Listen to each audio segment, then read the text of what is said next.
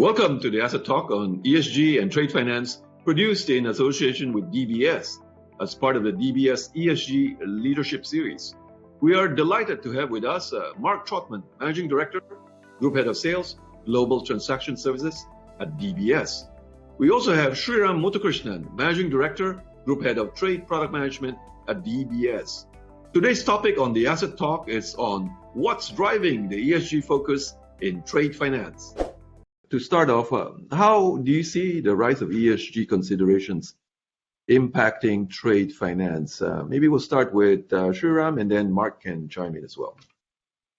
Now, we've seen a greater amount of conversations, a lot more conversations happening with our customers, where because they are led by their shareholders, by their partners, the community partners, investors groups, they've been asked what are they doing in the area of making themselves much more sustainable. How are they starting out to develop and deploy more sustainable practices, business practices, and this is front and center for what we also have in our pillars, sustainability pillars in DBS. So some examples that where we've seen customers come to us especially is how can we use technology, for example, to deploy some good solutions to understand how sustainable their current practices are, how can they make them more sustainable, and how can they measure and incentivize further in that area. So that is one area where we've had a lot of good conversations.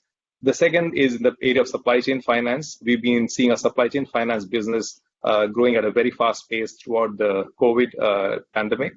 And now the added ingredient in that is how can we add sustainability metrics and how can we incentivize supply chain partners and suppliers to become much more sustainable and to follow these practices. For example, if you're in agri-trade, organic is becoming much more important. Sustainable farming is becoming more important. So in each industry, we are having very targeted conversations with industry leaders to see how we can help them in that journey.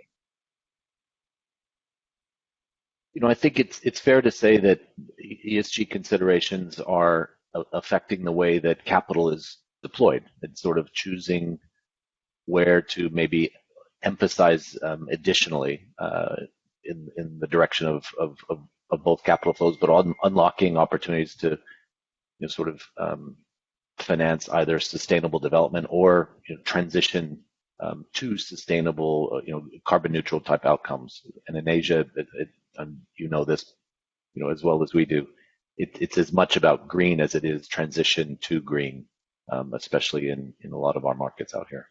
Mark, one of the things when we talk about ESG is conversations around the sort of metrics that you need to use to measure your ESG performance and perhaps compliance on some of the requirements on ESG.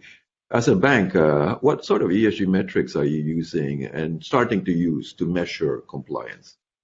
To my earlier comment around transition finance, we set out last year and introduced a taxonomy for defining and helping both the bank and client and companies sort of define what green versus transition finance is.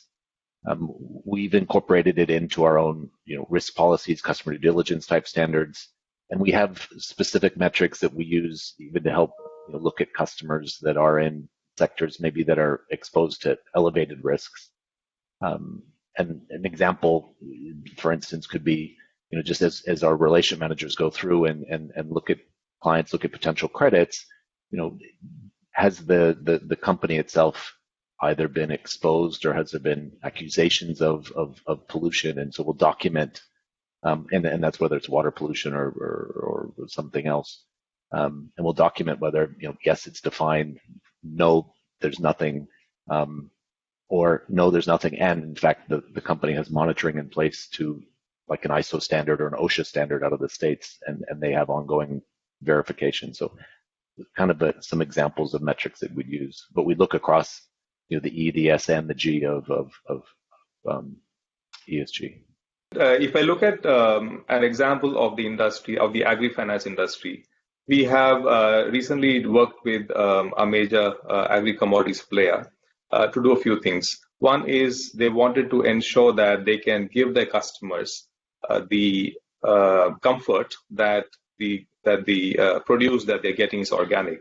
So just simply stamping it as organic is not enough. So we use blockchain technology to track and trace as to which farm was this particular produce coming from, and make sure that that entire chain is visible, verifiable, and auditable. So that is one example of where we look at the business objective of our customer and see how can we make that happen. So one example we did this was for grains being grown in Australia and being in an organic manner. The second example that we have is for Hevia Connect. We are invested in Hevia Connect. Now that is a rubber trading platform. And what used to happen in the rubber trade in the past was again very high lack of transparency. It was a very fragmented market, and a lot of the work was being done on WhatsApps and emails and phones. And they wanted to be able to say again which plantation in Indonesia, for example, is that rubber coming from, and was it grown in a sustainable fashion. So again, we are able to deploy technology to start saying tracking the entire journey of from growth all the way down to the final produce, and therefore we are able to help them certify. So that's another way that we're doing this. In supply chain finance, in the apparel trade, for example, the metrics are much more about proper labor practices and the ability to audit what kinds of labor. Has there been improvement in labor conditions? Are they not making sure that they're not employing underage labor, for example? Because these are areas which are very, very close to the core businesses, core objective of some of our businesses, because it has to do with their reputation and future growth. So in that area, in trade finance especially, we are seeing this is being deployed. The conversations are happening more and more. We've also seen in some cases, we've been asked in letters of credit and instruments like that to include specific, sustainability metrics, which if they are met, if it is depending on which industry they are in, then those metrics are tailored to the requirements of a customer. And based on that, we are also able to give, the exporter or the supplier some financial incentives for meeting those. The flip side being that if they don't meet those metrics, then they don't get those incentives. So again, it is basically a little bit of a carrot to make sure that we meet our customers' stated objectives.